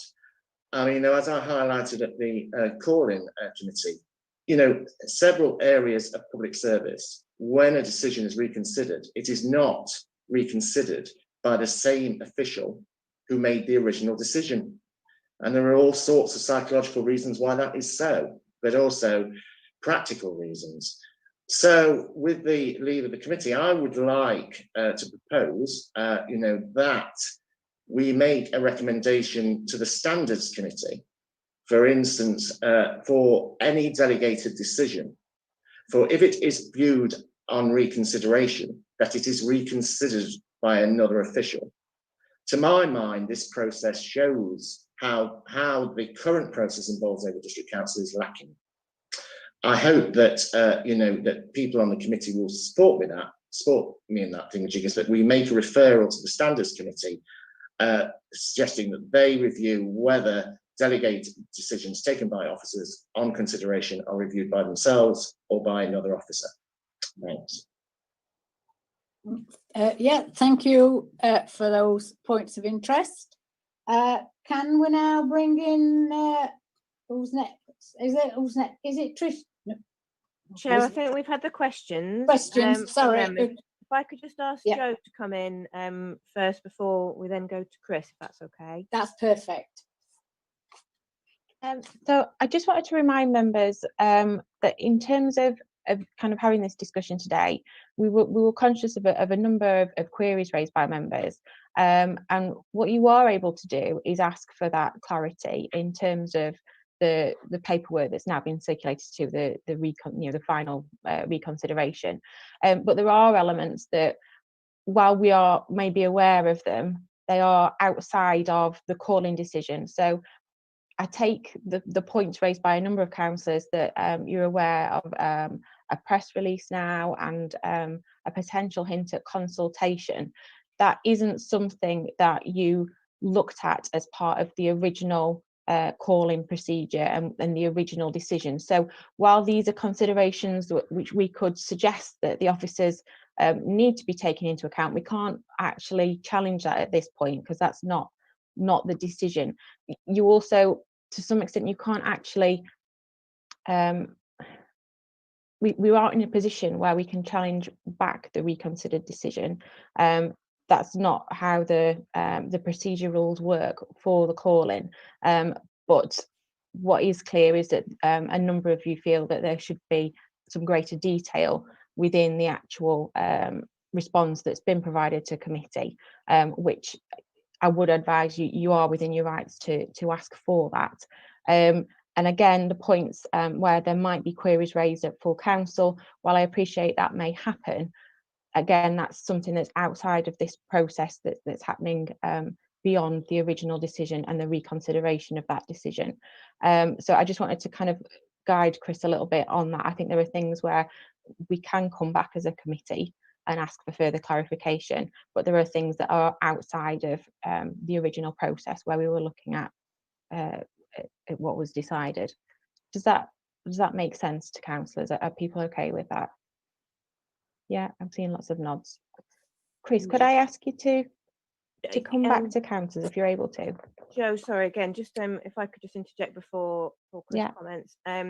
Just on a couple of the sort of more procedural aspects that have been mentioned. So in terms of who will make the next decision, now that it is an asset of community value and sort of that next process, we will raise that with the monitoring officer, and we'll look at that as a sort of procedural issue in line with the constitution and the executive functions and the delegation scheme, etc., where that will sit. So that will be looked at for the next stage. Currently, the land is being advertised as public open space for complying with that process, and a decision on the sale will be made after that notification process. So that's the next stage for that. And in terms of the review mentioned by Councillor Watson, referred to Standards Committee, you can do that. However, most of the scrutiny practices that exist are sort of based on local customs and practice and best practice and guidance. But one of the things that is actually in the legislation is that the scrutiny's power in relation to a decision made but not yet implemented is to make the recommendation back to the person who made the decision, and that is in the legislation. So we could look at how it is carried out, but where it is legislation as opposed to just guidance and practice, then we are limited in what we can do. Thank you So- for that information. Yeah. So, Chair, Chris may wish to comment, but I think it's possible that we may also still need to just take some of the matters raised away and provide further information afterwards. Right, that sounds sense. So, do you want to go to Chris at this point? There's a couple of members' hands raised, but should we bring Chris in first and then go back to members? My suggestion. Yeah, go on. We'll do Chris first, and then we'll go to the members. Okay, thank you, Chair. There's quite a lot of different comments there. So what I'm going to try and do is give you some information, as I understand it, some technical detail that might help explain one or two bits, and the situation as I understand it. Obviously, we'll start with the issue of public open space. During the planning application process, you'll be aware that we've got a number of representations, particularly with regard to access to the site, the suitability of Park Avenue, etc. I think we only received one letter suggesting that the piece of land that's now subject to this discussion was actually used by the community in any way, shape or form. Now, that in itself wasn't determinative, but it is indicative that whilst we were dealing with a planning application, which I left planning halfway through, when I was dealing with as a case officer before the end of the year, we didn't have any indication as planning officers that it was a community space. I think the site's subsequently been visited, and again, at the time it was visited, there was no real evidence that it was being used. Now, I'm not saying that makes it right or wrong. I'm just saying that's some of the reasons why it was determined not to be a public open space. Subsequently, I think that has been accepted, hence the newspaper advert. So the newspaper advert advertises the council's intention to dispose of public open space, and that allows people to comment on that, and it's a form of consultation, as you suggested. So that's open, I think, for 4 weeks for comments on the council's intentions as it stands to dispose of that piece of land. So I hope that sort of clarifies those bits a little bit at least. And the advertisement itself follows statutory process and regulatory requirements. So that is a process that's required by law. Going back to best access, which again is related to planning matters, perhaps rather than the sale of the land itself.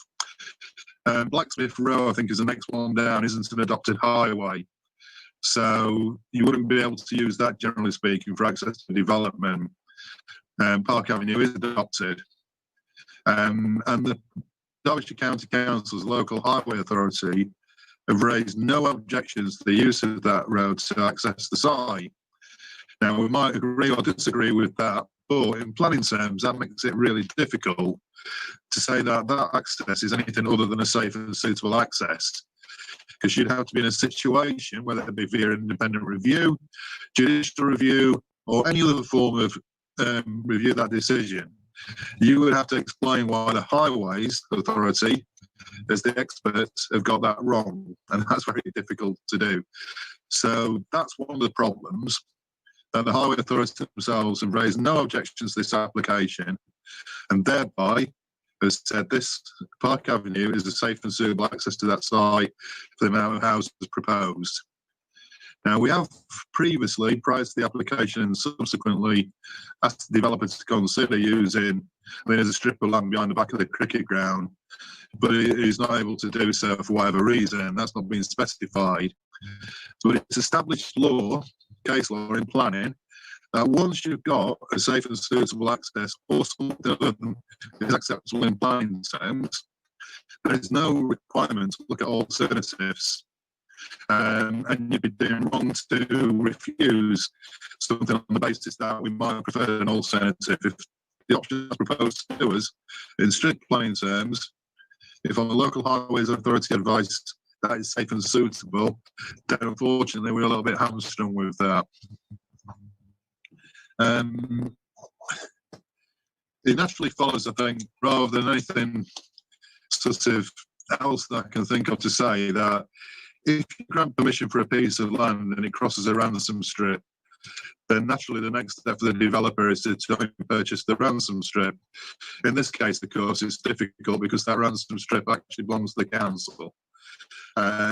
So via ourselves an acquisition and disposal policy and via legislation again, we are normally required to dispose of land at best consideration, and that will be the starting point.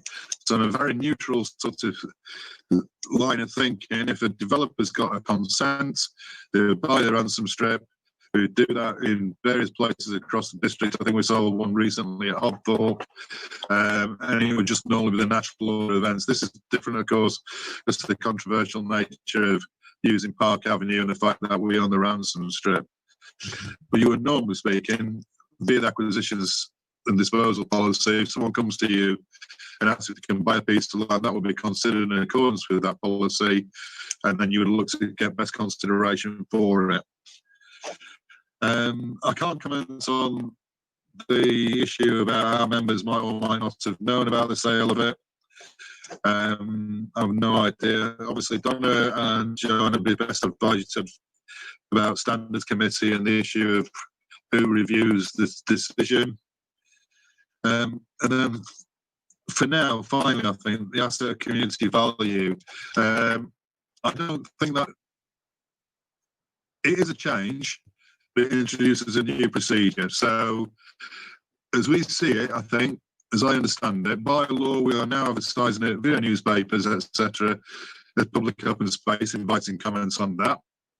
We would then need to comment on those, any comments, and reconsider the decision based on comments received after that process.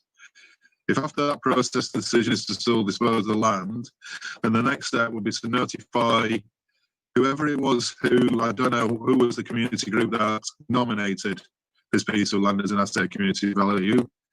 But if we were to continue the disposal, once the advertisement's done and the consultation period has been finished and considered, you would then give that group or any other interested community group 28 days to express an interest in purchasing that land. Then they have then got 6 months in which to get together the funds to purchase that land if they do put an expression of interest in. So roughly speaking, you would be saying here, I think the advertisement consultation runs for about a month. You've probably got that period of time after that for any consideration. If that consideration says we are going to continue the disposal of the land, then it would be notifying the community groups. There'd be a month in which they would then have to express an interest. And then there would be a 6 month period after that in which they could find the funds to purchase the land. Bearing in mind, as I said before, in terms of the law, in terms of the statute, you would be looking to sell that land for best consideration.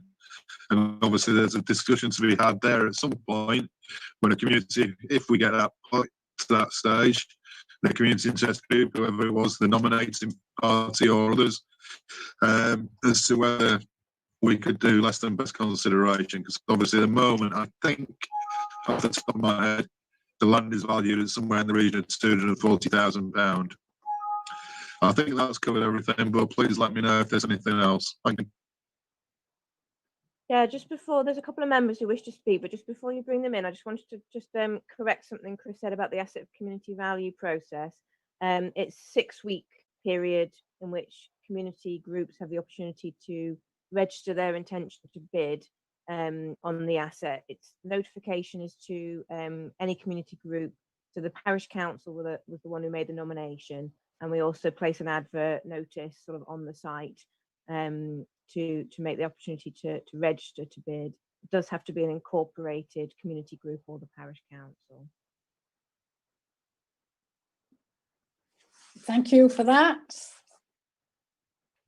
Can you hear me? Yes, Chair. Right.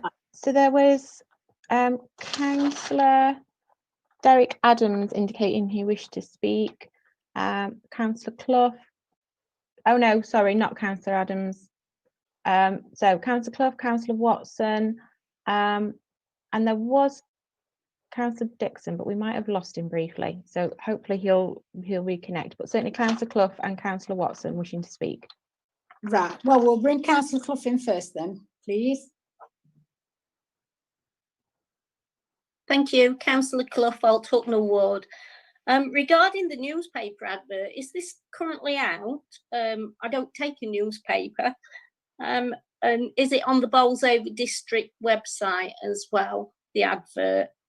Because if it's not, if it's only in the newspaper, I just feel under equal odds. We're sort of not really spot on there. The other thing is, regarding Derbyshire Highways, I wonder if Chris could clarify whether or not Derbyshire Highways ever actually physically went out to look at that street. Thank you.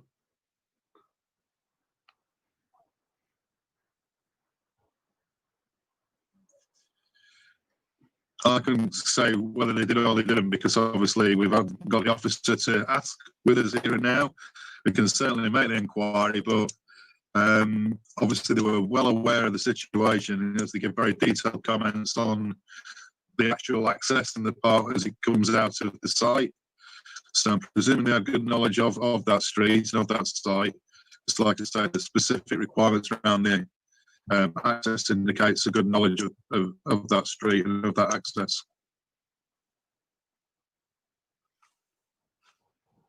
And my information is that nobody from Highways actually ever went out to the site.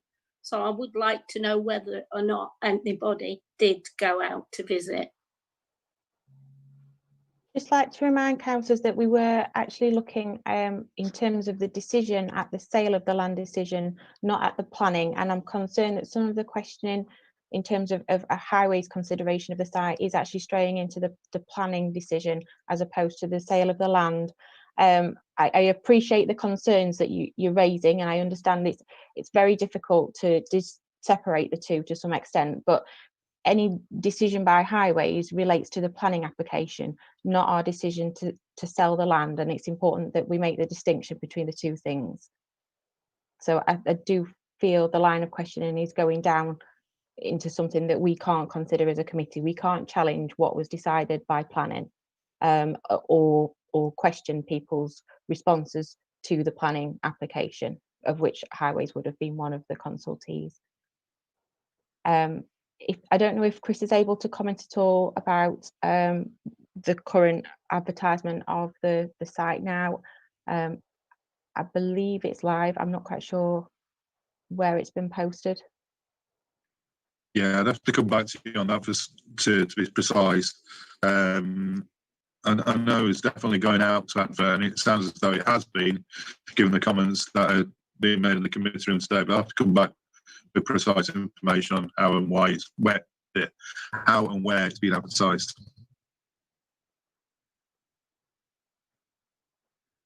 Once again, as a ward member, I've not been notified as to and where it's been advertised. So, Chair, if I could just update you just momentarily.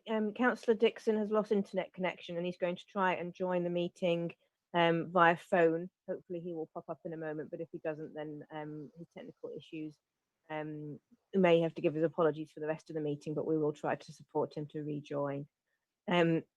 Just from what I have been listening to members saying, I think if I could try to just perhaps summarise it and suggest a way forward.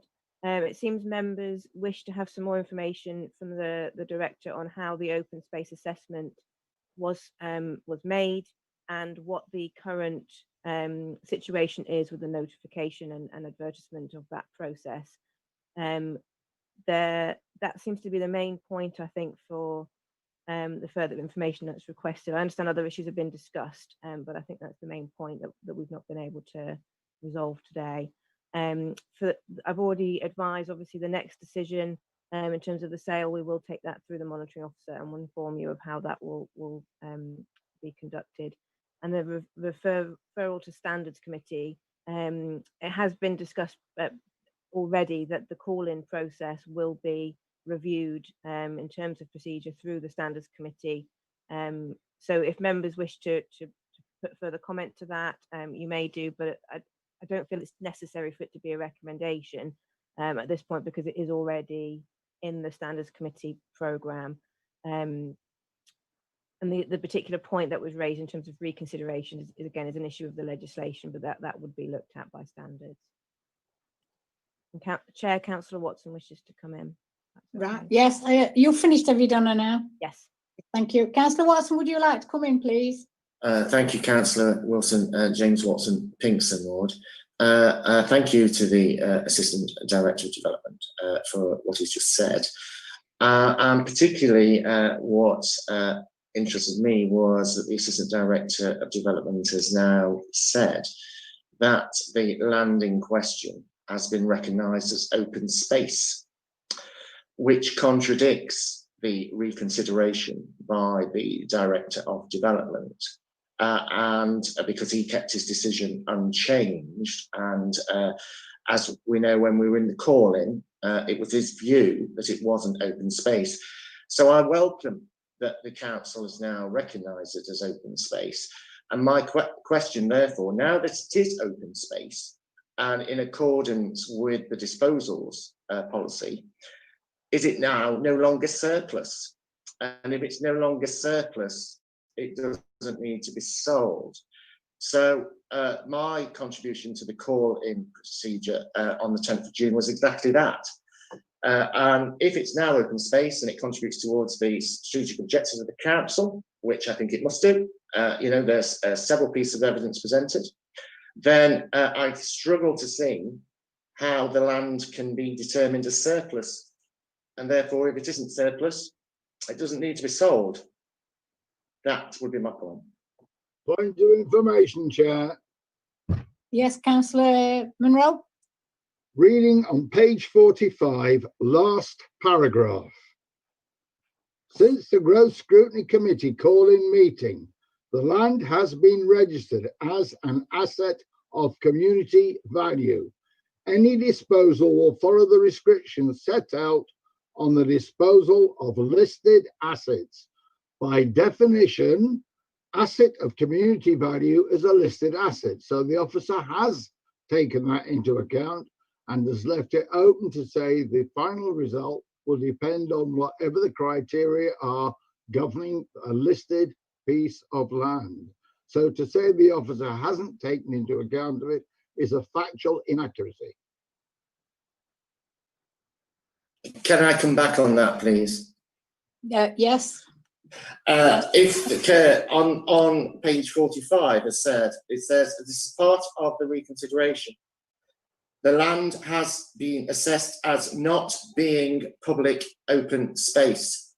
That is the sentence. However, and to remove any future argument, and that goes on with Councillor Munro's point, but the reconsideration by the Director of Development was that the land was not public open space. We've heard evidence from the Assistant Director of Development today that the land is now viewed by the council as open space. The point is that the officer, when conducting his delegated authority, as he put forward to us on the 10th of June, was, in his opinion, operating under the policy. He quite fervently said that. So now, my point is that now, as we've got evidence from the Assistant Director of Development, the question is, how can the land, the strip, be viewed as surplus? because the only point that the council would come to sell the land if it is surplus. We've now have evidence that says it's not surplus. Hence, all this advertisement of land, how can that progress? Because the council has now determined it to be open space, and therefore, you know, unless the council wants to admit that this isn't part of its strategic objectives, which again, Mr. Galloway, you know, gave evidence to in the scrutiny. So this is my confusion, and you know, but I am quite, you know, receptive that the Assistant Director of Development has confirmed that the council now views it as open space. But based on that, I don't see how the other actions can follow. That's my point. Chair, Chris would like to come back in, please. Right, yes. Would you like to come in, Chris, please? Yeah, thank you. I think Councillor Watson's taking my point a little bit too far there, to be fair, because what we're saying is, yes, it's been advertised as public open space, but to then go on to say that we're confirming it as a strategic importance or isn't surplus or anything else is not what was said. So I can understand why the original officer, my director, in fact, came up with the conclusion it wasn't. And that's borne with very many facts as we look to the planning application and the subsequent investigation. It's been advertised as public open space. We'll see what the consultation responses come back with it, and then it'll have to be reconsidered in that light. So I don't think this is a situation where there's a great confession or anything where we're saying, oh my goodness, this is now a really important piece of land. It's out for advertisement as public open space. We'll see what the consultation responses come back at, and it might well be that it is reconsidered differently once the advertisement period is finished and we've responded to the consultations. Thank you. Thank you. Can I bring in? Sorry. Sorry, go ahead, Chair. I was going to say I was Councillor going Roberts to wishes to speak, but I think that's what you're saying as well. That's correct, yes. Would you like to come in, Councillor Roberts, please? Right, Councillor Roberts, Whitwell Ward. Well, we've just said it's an asset to the community, it's open space, it's various other things, and acknowledging we've spent longer on this now than any other thing. Surely, I know we've got to get best consideration of the land, which is best value, this and that, but why can't we just sell it at a nominal fee to the residents and just leave it? Because this doesn't, the amount of antagonism this has caused, there's local councillors against it, there's MPs against it, there's all the public in Gladwell against it, and we're forging ahead to destroy our reputations. I can't understand why we're doing it. Why can't we just sell it to them for a nominal fee and get on with it? And let him find some other, he can use that land. I'm not saying he can't use that land, he's been given planning permission, but find another access. That's all we really require. Okay? Thank you. Thank you, Councillor Watson. Was it Joanne or anybody who's Councillor King wishes to speak, Chair, from the meeting room. Thank you. Councillor Kane, would you like to come in, please? Yeah, thank you, Chair. Councillor Kane, Chair of North Ward. Just what Peter Roberts has just said about selling it for a nominal fee. If we've been offered a sum of around 240,000 and we're going to sell it to the local residents for a nominal fee, I'm sure the rest of the Bolsover District Council will be ready to lynch us and having to explain themselves out of that one. Thank you. Thank you, Councillor Crane. Have we anybody else wanting to speak? Joanne? There's nobody else wishing to speak, Chair. Right. I think we've established that there's another element to the process which needs to kind of run its course. We can still seek some further clarification directly from the director subsequent to this meeting if members feel like they want some additional clarification. But I think the points that members have raised have been noted. We've had the response from the assistant director. We do have another element of the process with the land that needs to run its course, and I think has been pointed out, we do need to let that consultation period run its course now and see what then comes forward from the community. We can take on board the points in relation to the decision-making process and the idea of referring to standards. Obviously, Donna's already alluded to the fact that that's being taken forward anyway as part of the wider governance review. So that is being looked at, I can reassure you in that sense. A member's satisfied that they've received the information they need today and that we can seek some further clarification outside of the meeting from the original decision maker. Councillor Watson is looking to speak, Chair. Right. Would you like to come in, Councillor Watson, please? Yes, thank you, Councillor Wilson, James Watson, Pinkston. So I'd like that to make that a formal motion, this committee, that basically we propose that all the concerns that have been raised and which have been noted by the Secretariat are presented to the Director of Development, and for him to come back to the committee at our next meeting with a response, and so that we can again question him. I would like that to make a motion, if anyone would care to second that. Yes, I'll second that, Councillor Wilson. Can you hear me? Yes. Oh, sorry, I didn't. Nobody. So do you want to take it to vote then? Chair, Councillor Councillor Roberts just raised his hand. Was that to second, Councillor Roberts, or was that to speak? Yes, it was. Yeah. Just to second, I assume. Yeah. Yeah. Okay. Thank you. Right. So can we put this to the vote now then, Joanne? Oh, one of you. Donna? With you, Councillor Wilson. Right. I've seconded it and you've proposed it, and I'd like to have a vote of who are in favour, please. Can we have a show of hands?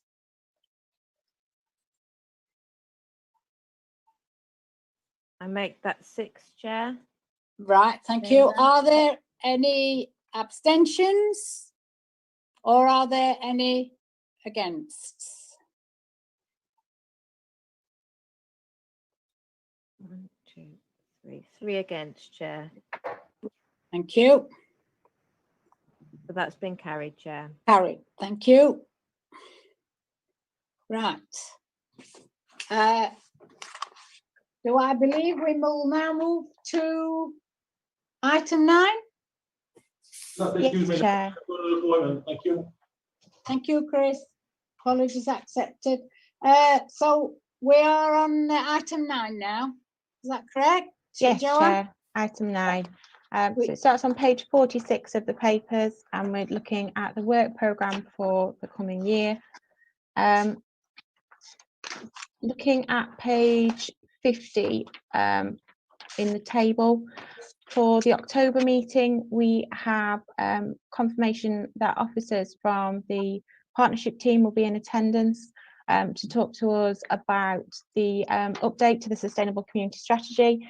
This was circulated to you earlier in the year, you'll recall, and they were due to attend our original meeting that was scheduled for May, which we had to cancel due to the pandemic.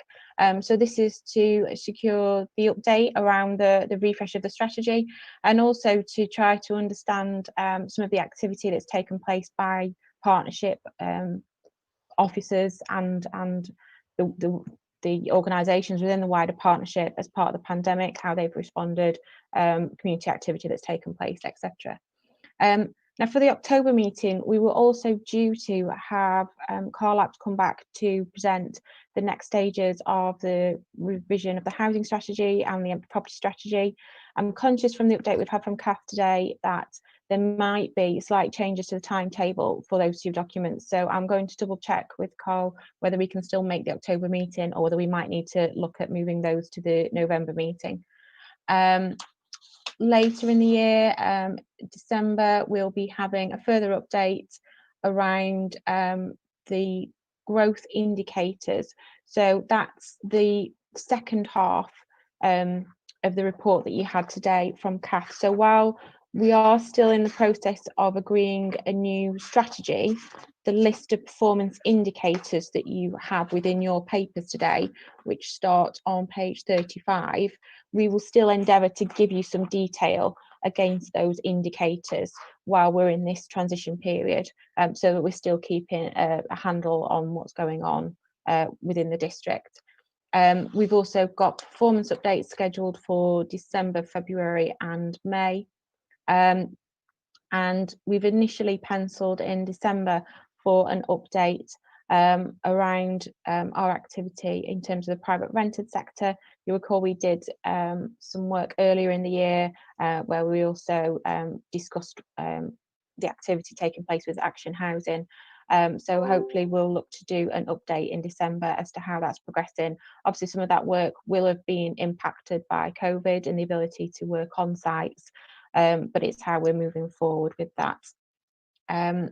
I don't know if members want to raise any other issues themselves in terms of the work programme or highlight any other further issues. Councillor Watson wishes to speak, Chair. Yes, would you like to come forward, please, Councillor Watson? Thank you, Councillor Wilson. As you know, Ms Wilson, I put in a request by yourself and through the monitoring officer for an item to be listed on the November agenda. Have you got any further information for me on that? I don't have any further information at this stage. I was waiting for potentially some additional information from yourself back. The form had a couple of sections that were slightly incomplete, but Councillor Watson has submitted a review topic idea in relation to our current activity with Robert Woodheads Limited and the schemes that we have through Dragonfly and Bolsover Homes. So I can circulate that to all members of the committee, but Councillor Watson has suggested that we could maybe look at that in more detail, potentially at the November meeting. So I need to check if we choose to go ahead with that, if officers would be available for that meeting. And we would also need to clarify what the scope of that kind of mini review was. So initial indications from Councillor Watson, apologies while I read off paper, were really just to understand what the arrangements are that are in place and the risks to the council where we have such large contracts in place for schemes. Obviously the procurement process for Bolsover Homes was available to members within committee paperwork, within council paperwork at the time. Members obviously as a committee need to choose if they see any mileage in taking this forward, if you feel you think there's grounds for some further clarity as to the current relationship, the risks associated to the council currently, I guess given the changing situation with the pandemic and how we're moving forward. Is there anything else you want to add, Councillor Watson? No, just that, you know, and one of the key things about the review would be the value for money obtained by the council.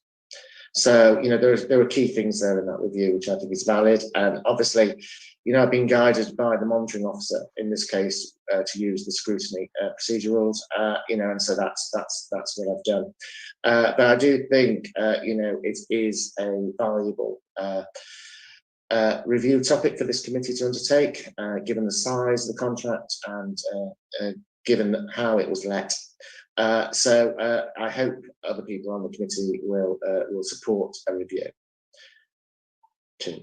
So you just need to do a vote really, Chair, as to see if members are willing to take that forward, and we could probably then hold an informal meeting to just clarify the scope of that review and what we're going to be putting forward to officers.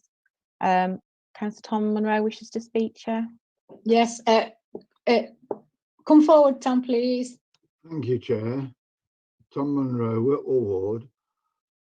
Whilst I recognise it's important for us to review all growth activity of the council, and I fully accept that we are the body, if that's what the manager officer says, to carry out that review, I would question a mini review this early on within the letting of this new contract, and wonder if it wouldn't be better, given that it's a, I think I'm right, and I'll be corrected by officers if I'm wrong, it's a 4-year ongoing contract. Would it not make more sense to review the contract perhaps after at least 1 or 2 complete years of it actually progressing? Because they're only going to start some of their building work this October. So it seems to me it might be a premature review. I fully accept we should review it, and that's quite right and proper. But it just seems rather early in the evolution or in the cycle to actually be reviewing something where there won't be much in the way of data in terms of value for money to actually assess. Just a question, Chair.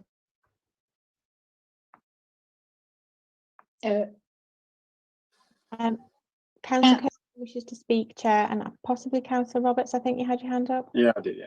Yeah. Right, Councillor Kirkham, would you like to come in, please?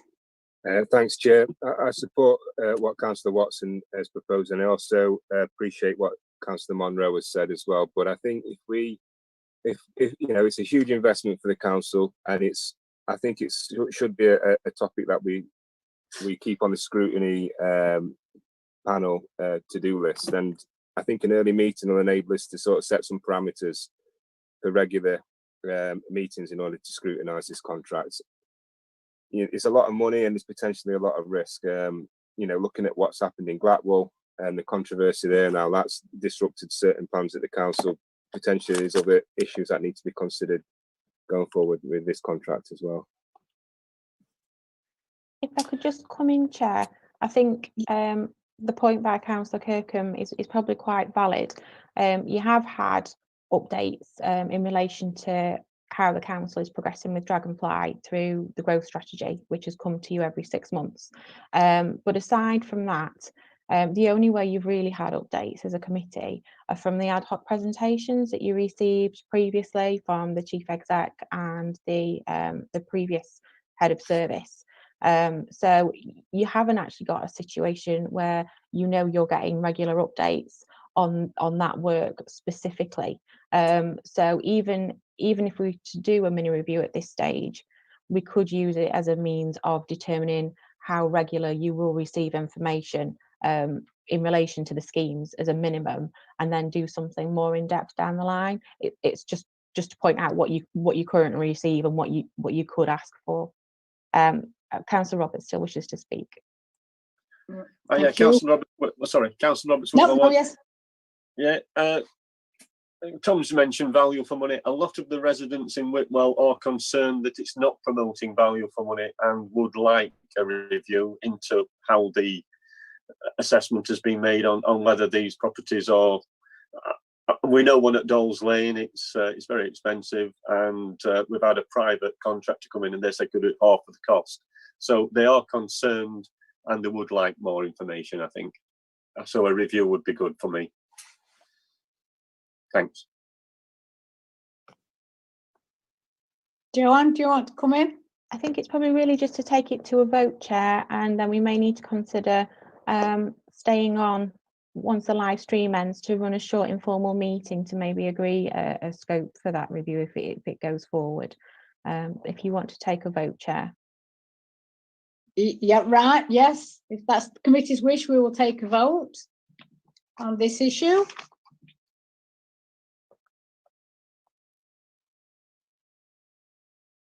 So all those in favour of taking forward a review on the work with Robert Woodheads?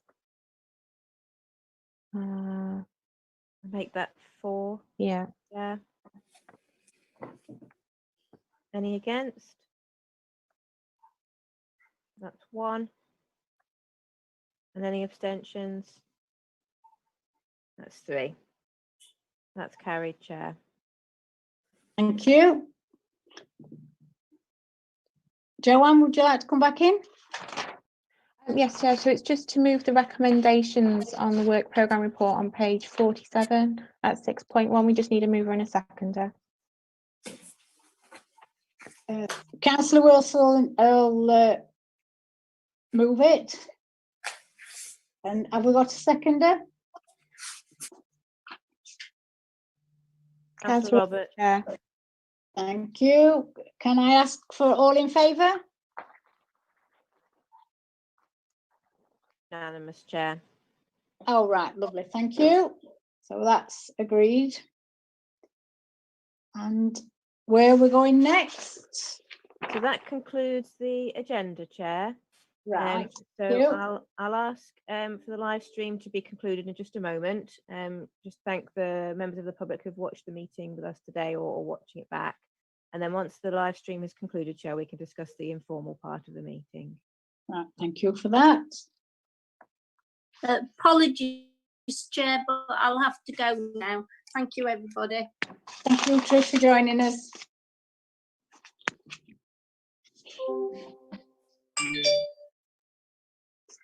Apologies, I've got something else to be at for 12:30. Thank you. Thank you.